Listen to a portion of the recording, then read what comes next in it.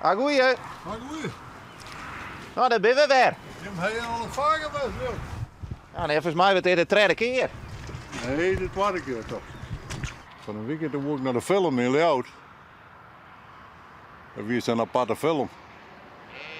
Nou, mijn vrouw zei, ik ga maar net heen, maar nou jij ik juist van mijn maat is hier direct van de bioscoop. Maar er kwamen ze alleen maar de haan in de broek eruit. Ik weet net wat hem dat online had, ja? Maar dat deed ik.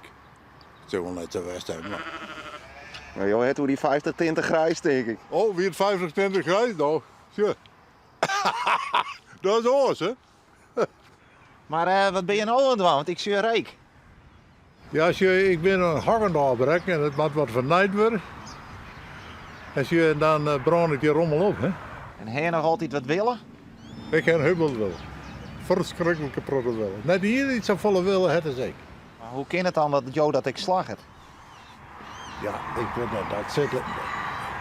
Ja, dat zit in de genen, hè? Ja, Tim krijgt hoe ga je maar die kop om, nou, daar bovenin.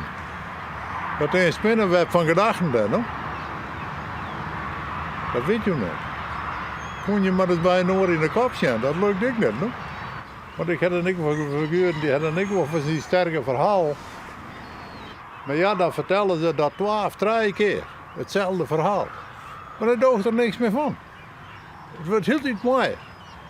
Hé, wat ze? Nou, je moet nog maar even lekker banen.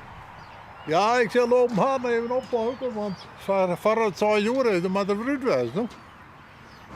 Geen jongere bij, dan zei mijn vrouw wat jongs toch. Hij is een bruin west. Nou nee, ja, zo zit ik er ook in willen. Dit is een brandje stoken geweest. Dat is eigenaardig. Ze heeft me voor terug. Dat ligt, zei ze dan. Nou, ik zeg lief, net, maar het is wel wat fantastisch. Het is wel een beetje oors dan dat het echt hier. Maar ja, je moet een verhaal iets mooi maken, no? Dat is dan echt zo bij samen uitpraten. Ja, je zijn niet, je snappen net dat meesten dat door, maar stiekem door hetzelfde zit wel een beetje. Ja, maar onbewust wel. Want je moet wel eens een verhaal mooier maken dan dat het is. No? Dat moet je lezen, maar het is fantasie. Nou, en zei je de cirkel weer rond.